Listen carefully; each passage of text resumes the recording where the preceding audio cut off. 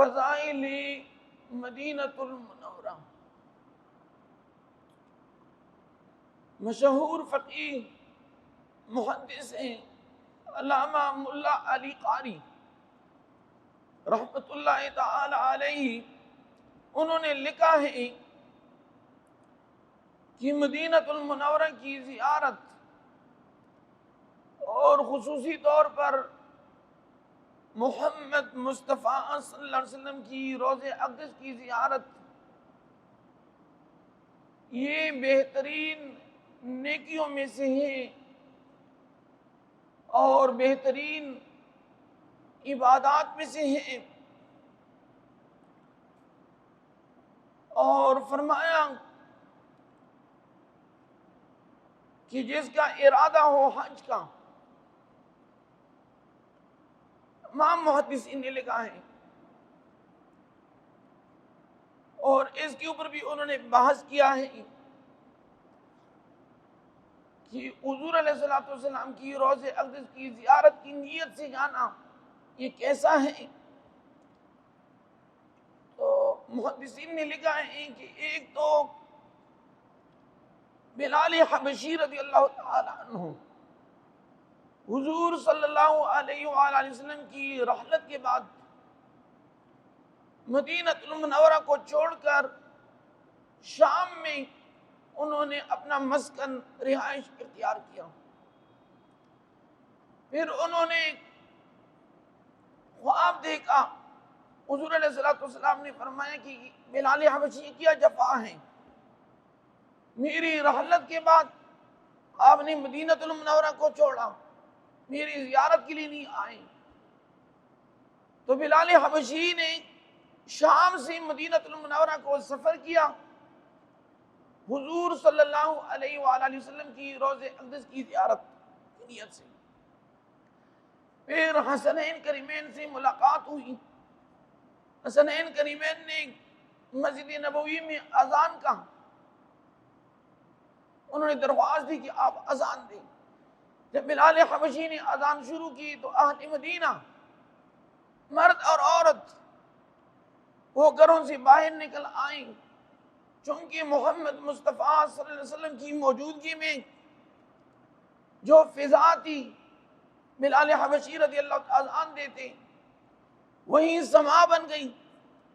تو غرض یہ ہے کہ محدثین نے لکھا ہے کہ بلال حبشی کا سفر شام سے مدینۃ المنورہ یہ حضور صلی اللہ علیہ وسلم کی روضہ اقدس کی نیت سے تھی، اور تمام اکثر محدثین نے اپنے کتابوں میں ان کو ذکر کیا ہے۔ دوسرے نمبر پہ عمر فاروق رضی اللہ تعالی عنہ کی دور خلافت میں بیت المقدس فتح ہو گئی، تو وہاں پر کعب بن احبار یہود کے عالم تھے، وہ اسلام پہ مشرف ہو گئے۔ تو عمر رضی اللہ تعالی عنہ نے مدینۃ المنورہ اور حضور صلی اللہ علیہ وسلم کی روضہ اقدس کی زیارت کی دعوت دی۔ کعب بن احبار رضی اللہ تعالی عنہ حضور صلی اللہ علیہ وسلم کی نیت سے بیت المقدس سے انہوں نے مدینۃ المنورہ کو سفر کیا۔ تو لہذا اکثر جمہور محدثین کا اتفاق ہے کہ حضور صلی اللہ علیہ وسلم کی زیارت کی نیت سے سفر کرنا یہ جائز ہے، بلکہ امام احمد بن حنبل انہوں نے لکھا ہے کہ یہ سنت ہے۔ سامعین وقار، محدثین نے لکھا ہے کہ جب مدینۃ المنورہ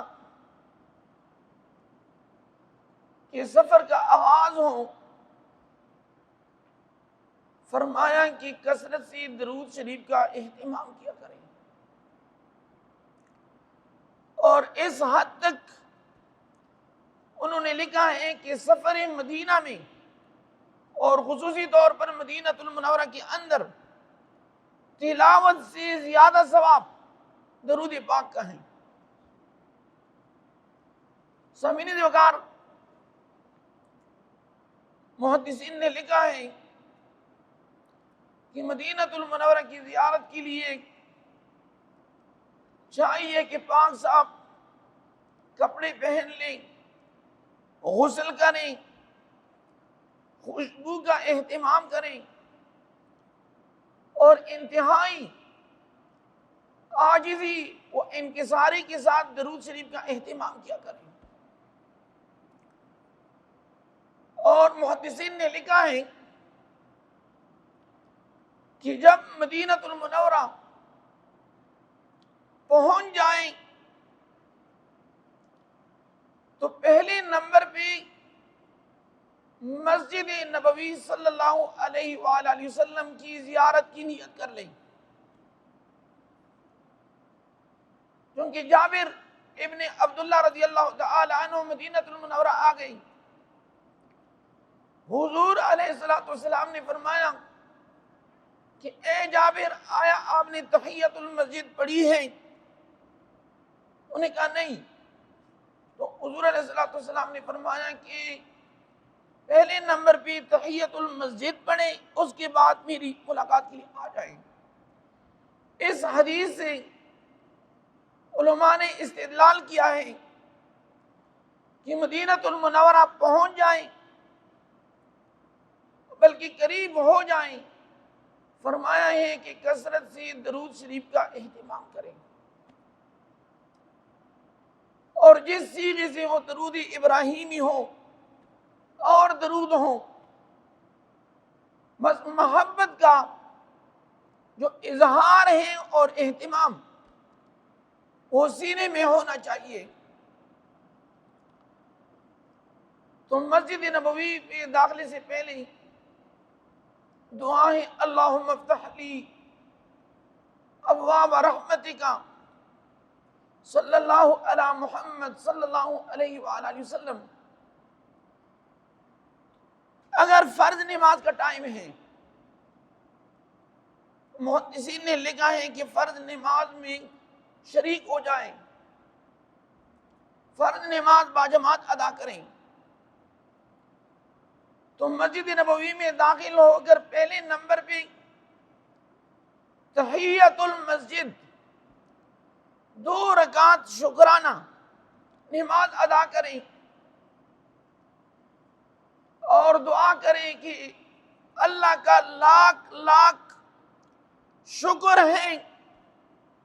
کہ جس نے مجھے نبی آخر زمان محمد مصطفیٰ صلی اللہ علیہ وسلم کی دیار مدینہ المنورہ کی زیارت کا شرف عطا کیا۔ اور محدثین نے لکھا ہے کہ وہاں پر نوافل ادا کرنے کے بعد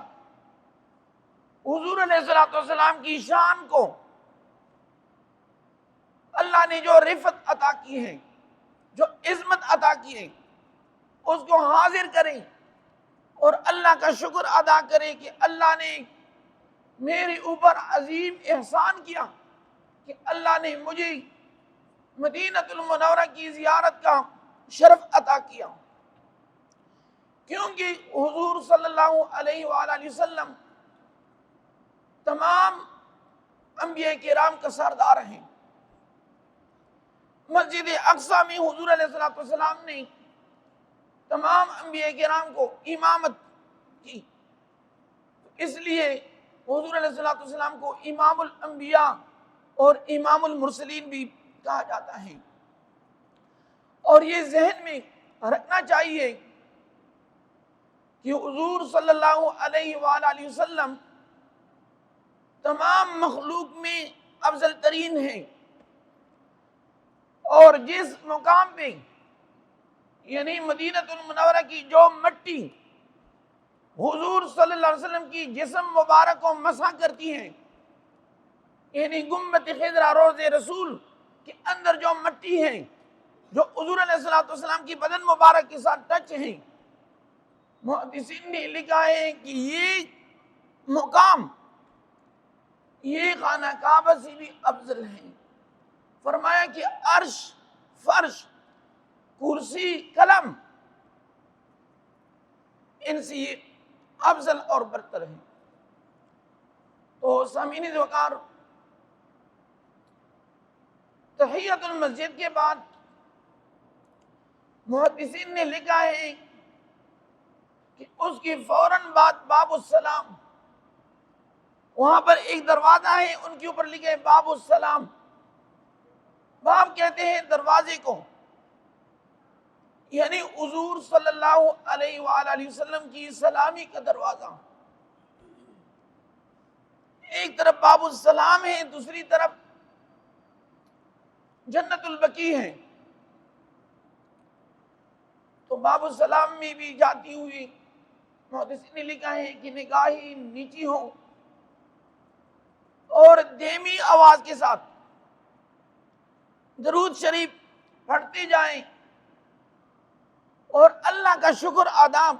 کرتی جائیے. جب مواجہ شریف کے سامنے پہنچ جائیں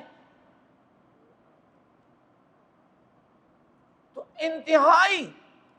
دھیمی آواز کے ساتھ الصلاۃ والسلام علیک یا رسول اللہ، الصلاۃ والسلام علیک یا نبی اللہ. محدثین نے لکھا ہے کہ کوشش کریں کہ آواز اونچی نہ ہو، کیونکہ قرآن کا حکم ہے اور یہ وہ مقام ہے کہ ڈائریکٹ حضور صلی اللہ علیہ وسلم آپ کی سلام کو سن رہا ہے. الصلاۃ والسلام علیک یا نبی اللہ، الصلاۃ والسلام علیک یا خاتم النبیین. جس طرح بھی آپ کو صلاۃ والسلام یاد ہے، محبت، ذوق اور شوق کے ساتھ حضور صلی اللہ علیہ وسلم کی دربار میں، اور یہ ذہن میں رکھ لیں کہ اب میرا جو صلاۃ والسلام ہے نبی آخر زمان محمد مصطفیٰ صلی اللہ علیہ وسلم اب ڈائریکٹ سن رہا ہے، اور میری صلاۃ والسلام کی قبولیت کی گھڑیاں ہیں. اس کے بعد مواجہ شریف میں السلام علیک یا ابا بکر صدیق رضی اللہ تعالی عنہ، آگے جا کر السلام علیک یا عمر ابن الخطاب رضی اللہ تعالی عنہ. سلام پیش کرنے کے بعد باہر نکل کر گنبد خضرا کے سامنے درود شریف، محدثین نے لکھا ہے کہ کوئی 70 مرتبہ یہ درود پڑھے، صلی اللہ علیہ یا محمد یا صلی اللہ علیہ یا رسول اللہ. یہ گنبد خضرا کے ساتھ بیٹھ کر 70 مرتبہ یہ درود شریف پڑھے تو اللہ رب العزت ایک فرشتے کی ڈیوٹی لگاتی ہیں، وہ ندا دیتی ہیں کہ اے صلاۃ والسلام پڑھنے والے، اللہ رب العزت آپ پہ رحمت نازل فرماتا ہے، اور آپ جو دعا کریں گے اللہ تبارک و تعالی آپ کی دعاؤں کو قبول کرے گا. سامعین وقار، صلاۃ والسلام کے بعد حضور علیہ الصلوۃ والسلام کی روضے کے ساتھ نبی علیہ الصلوۃ والسلام کی وسیلے سے دعا کریں کہ الہی میری مغفرت فرما، میری والدین کی،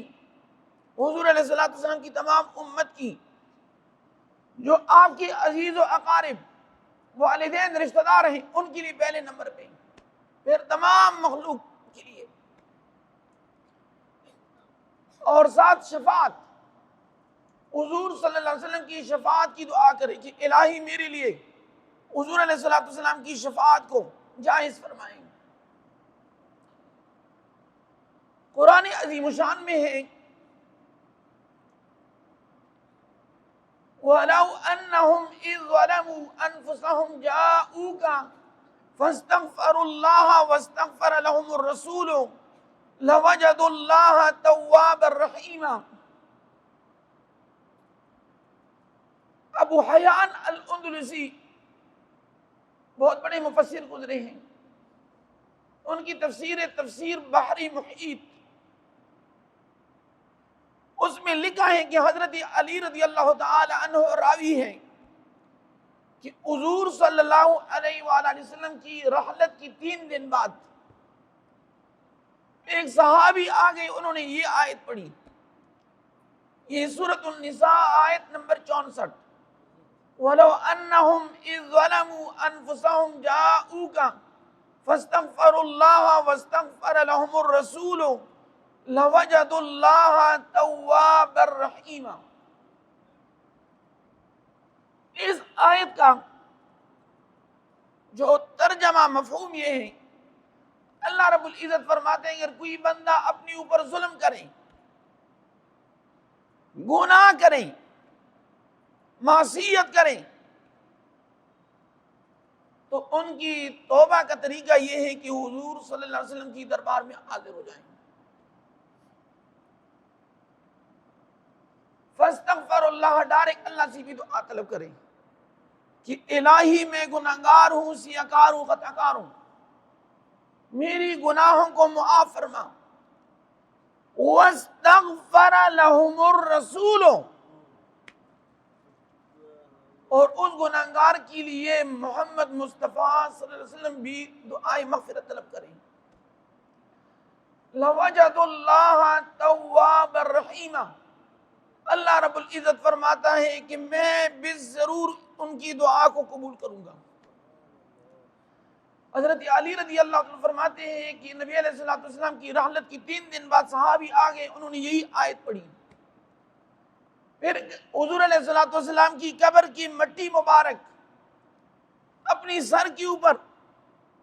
پھینکتے اور فرماتے کہ اللہ کے حبیب، میں نے ظلم اور گناہ کیا ہے، میں نے ڈائریکٹ اللہ سے بھی دعا طلب کی، لیکن آیت میں یہ آیا ہے کہ اس گناہگار کے لیے نبی آخر زمان صلی اللہ علیہ وسلم بھی دعائے مغفرت طلب کریں، تو اللہ رب العزت فرماتے ہیں کہ میں ان کی دعا کو قبول کروں گا۔ اللہ کے حبیب میں آیا ہوں، آپ صلی اللہ علیہ وآلہ وسلم میری لیے دعائے مغفرت طلب کریں کہ اللہ میری گناہوں کو معاف کریں۔ حضرت علی رضی اللہ تعالی عنہ فرماتے ہیں کہ قبر کے اندر سے آواز آئی، قد غفر لک، اے میرے صحابی جو کچھ آپ نے کیا تھا اللہ نے آپ کی گناہوں کو معاف کر دیا۔ مفسرین کرام نے لکھا ہے کہ اس واقعے سے کوئی بندہ انکار، چونکہ حدیث ہے، راوی بھی حضرت علی رضی اللہ تعالی عنہ، تو غرض یہ ہے کہ حضور علیہ السلام کی روضے پہ حاضری کے ساتھ جو عمل صحابہ کرتے وہ ہمارے لیے چونکہ نمونہ ہے، اصحابی النجوم فَبِأَيِّهِمْ اِقْتَدَيْتُمْ، کہ میری تمام صحابہ ستاروں کی مانند ہیں، آپ نے جس کی بھی اتباع کی ہدایت تک پہنچ جاؤ۔ اللہ رب العزت نے حضور صلی اللہ علیہ وسلم کی وسیلے کی برکت سے صحابی کی تمام گناہوں کو معاف کر دیا، اور حضور علیہ السلام کی رحلت کی بات ہے، لیکن چونکہ حدیث میں رحلت کی 3 دن بعد یہ واقعہ ہوا، مفسرین کرام نے لکھا ہے کہ نہیں، یہ حکم قیامت تک جاری اور ساری رہے گا۔ حضور علیہ السلام جیسے کہ اللہ نے فرمایا وَمَا أَرْسَلْنَاكَ إِلَّا رَحْمَةً لِلْعَالَمِينَ، کہ محمد مصطفیٰ صلی اللہ علیہ وسلم یہ تمام جہانوں کے لیے رحمت ہیں، تو لہذا حضور علیہ السلام کی دنیاوی حیات اور اب روض رسول میں حضور علیہ السلام کی تشریف آوری، یہ سلسلہ قیامت تک جاری اور ساری رہے گا۔ حضور علیہ السلام ہمیشہ کے لیے اپنی امت کے لیے یہ رحمت ہوگا۔ اللہ ہم سب کو بار بار مدینہ المنورہ کی زیارت کا شرف عطا فرمائیں۔ سامعین وقار، مدینہ المنورہ میں مسجد نبوی، حضور صلی اللہ علیہ وسلم نے فرمایا کہ مسجد نبوی میں ایک نماز کا اجر و ثواب ایک حدیث میں کہ دوسری مساجد کے مقابلے میں ہزاروں نمازوں کا اجر و ثواب ہے،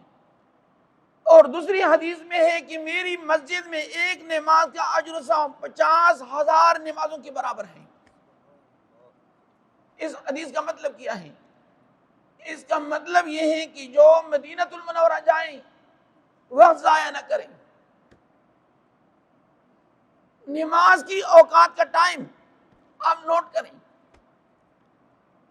اور دوسری حدیث میں ہے حضور علیہ الصلوۃ والسلام نے فرمایا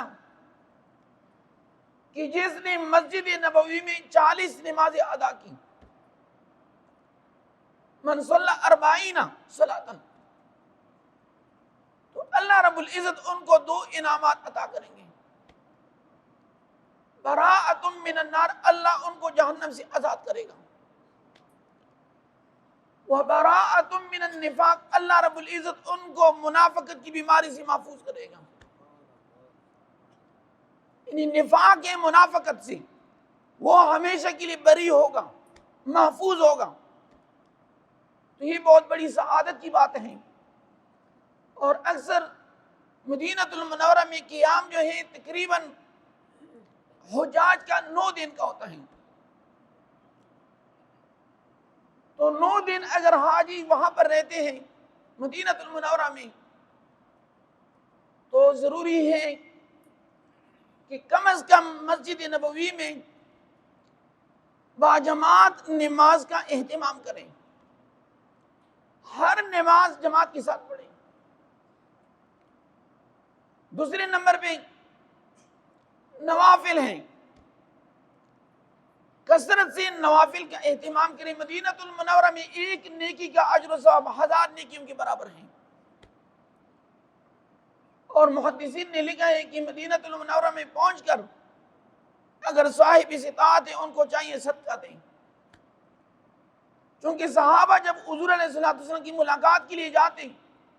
تو اللہ نے فرمایا یا ایھا الذین آمنوا اذا ناجیتم الرسول فقدموا بین یدی نجواکم صدقہ، صحابہ ملاقات سے پہلے صدقہ دیتے ہیں۔ تو اہل مدینہ اور مدینہ المنورہ کی مارکیٹ میں جو خریداری کرتے ہیں، کھجور ہیں، جو باقی چیزیں ہیں، کپڑے ہیں،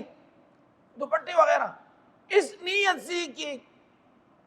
یہ اہل مدینہ محمد مصطفیٰ صلی اللہ علیہ وسلم کی پڑوس میں ہیں۔ حضور علیہ الصلوۃ والسلام نے فرمایا کہ مدینہ المنورہ میں جو رہتے ہیں وہ میرے پڑوسی ہیں۔ حضور علیہ الصلوۃ والسلام نے فرمایا کہ مدینہ المنورہ میری مسکن ہے، اور میری قبر مبارک مدینہ المنورہ میں ہوگی، اور قیامت جب قائم ہو جائیں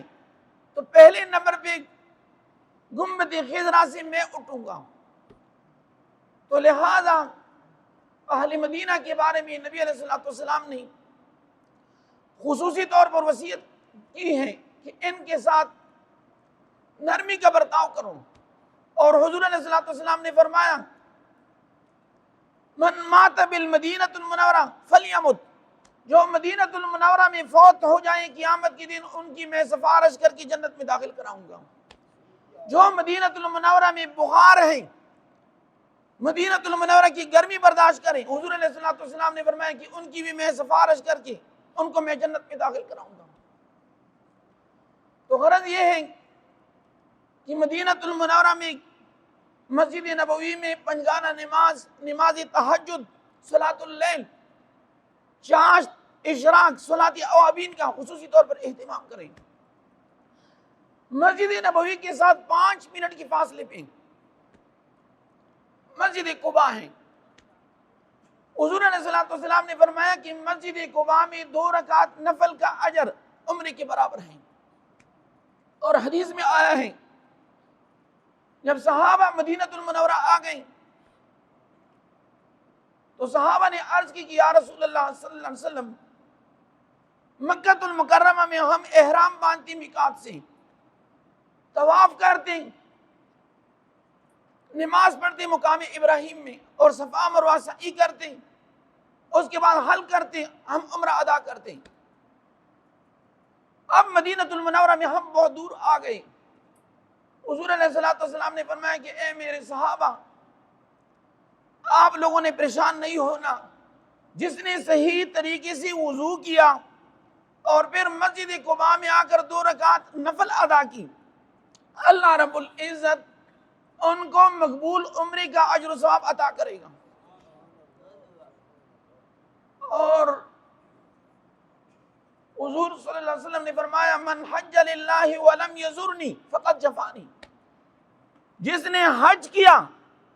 لیکن میری زیارت کے لیے مدینہ المنورہ نہیں آئے، فرمایا کہ انہوں نے جفا کیا میرے ساتھ۔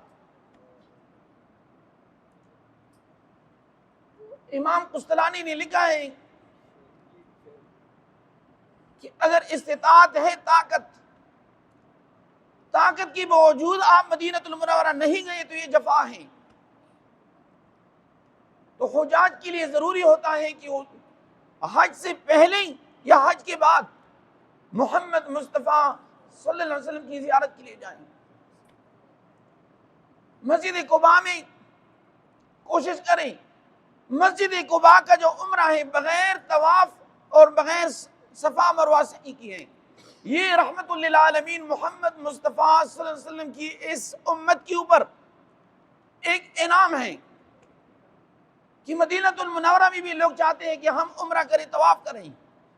تو اللہ نے مکہ المکرمہ کا جو عمرہ ہے طواف اور صفا مروہ سعی کے ساتھ، لیکن مدینہ المنورہ کا جو عمرہ ہے بغیر طواف بغیر صفا مروہ سعی، صرف 2 رکعت نفل مسجد قباء میں حضور صلی اللہ علیہ وآلہ وسلم نے فرمایا کہ ایک مقبول حج کا ثواب، ایک مقبول عمرے کا اجر و ثواب آپ کے عمل نامے میں درج کیا جائے گا۔ یہ بہت بڑی سعادت کی بات ہے۔ سامعین وقار، مدینہ المنورہ میں جنت البقیع ہے۔ امام مالک نے فرمایا کہ جنت البقیع میں 10,000 صحابہ مدفون ہیں۔ کوشش کریں کہ وہاں پر حاضری لگائیں، چونکہ اور محدثین نے لکھا ہے کہ شہداء اور صالحین کی زیارت سے بندے کی گناہ جھڑ جاتے ہیں، وہاں دعائیں قبول ہوتی ہیں۔ خصوصی طور پر گنبد خضرا کے اوپر 70,000 فرشتے پھیرا دیتے ہیں، اور بخاری کی حدیث ہے لا يدخل الدجال المکۃ المکرمہ والمدینہ المنورہ۔ امام بخاری نے لکھا ہے کہ دجال مکۃ المکرمہ اور مدینہ المنورہ داخل نہیں ہو سکیں گے۔ اور اسی طرح تعاون کے بارے میں فرمایا، نبی علیہ الصلوۃ والسلام نے فرمایا کہ دجال اور تعاون کی جو مرض ہے مدینہ المنورہ میں داخل نہیں، اور اس پہ 70,000 فرشتے پھیرا دیتے ہیں صبح و شام۔ تو جنت البقیع میں 10,000 صحابہ مدفون ہیں۔ اس میں عثمان ابن عفان رضی اللہ تعالی عنہ کا مزار، وہ واضح طور پر ان کی نشانات موجود ہیں۔